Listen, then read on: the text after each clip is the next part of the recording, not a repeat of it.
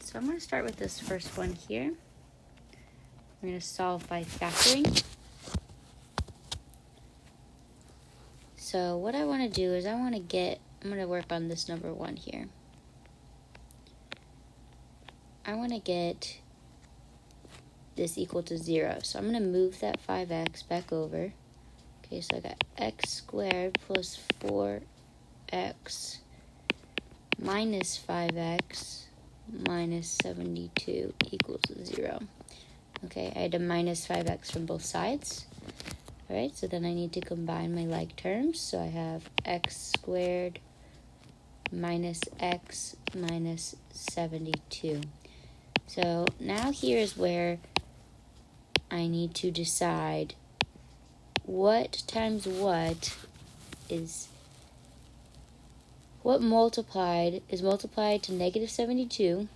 So we have negative 72 here, and then adds to negative 1. So let's figure that out. Is it 8 times 9? Yes, so it's going to be 8 times 9. So now I need to decide which number is going to be negative and which one's going to be positive. So I'm going to choose the negative 9 and a positive 8. Okay, so from this point, I need to take those two numbers, and I need to do x minus 9.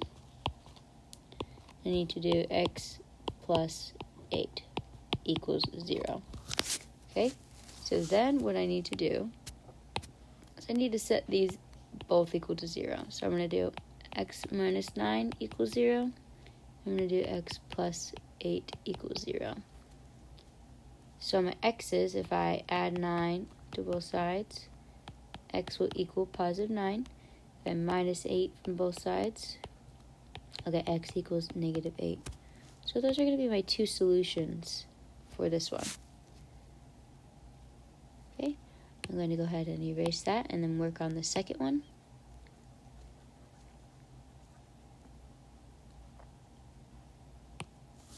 Okay, so with this one here, the second one, still factoring, I need to decide what is going to multiply to negative 11 and add to negative 10.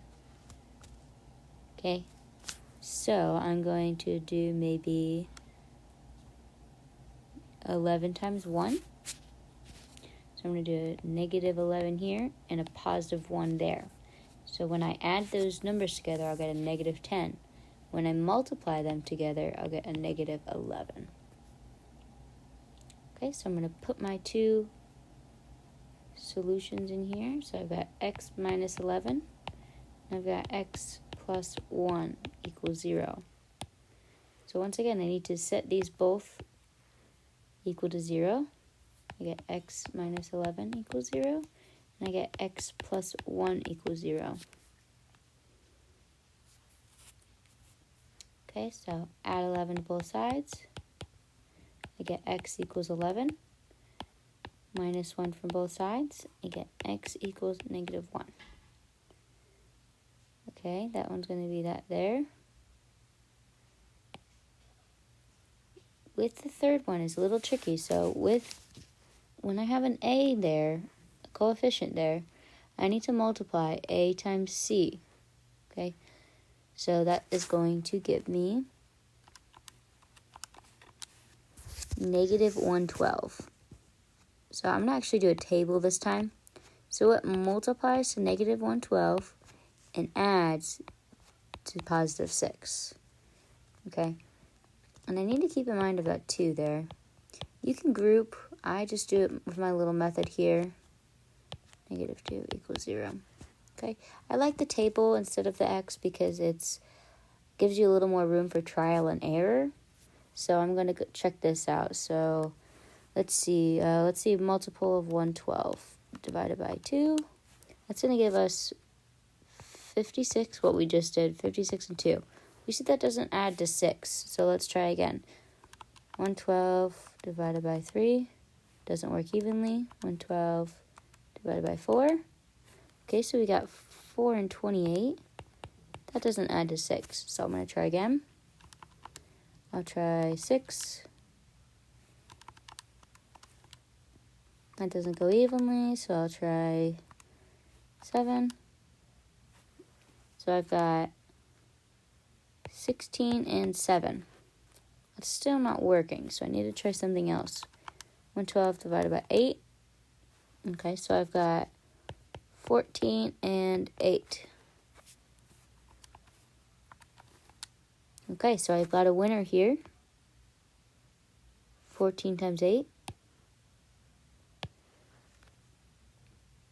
Okay, but I need to decide whether or not which one's going to be positive, which one's going to be negative. Since I have a positive 6, I'm going to go ahead and make that a negative 8. So I'm going to have negative 2x minus 8. I'm going to have a negative 2x plus 14. Okay? So here's where I need to split these apart again. I have a negative 2x minus 8 equals 0. And I have a negative 2x plus 14 equals 0. Okay, this is a simple two-step equation. Add 8 to both sides. Negative 2x equals 8. Divide by 2 on both sides. I'm sorry, negative 2 on both sides. So that way we get a positive x and a negative 4. Okay. And I'm going to minus 14 from both sides. And then I get a negative 2x equals negative 14. And then I'm going to divide by negative 2. I get x equals negative 7. Okay, so those will be my two solutions for this one.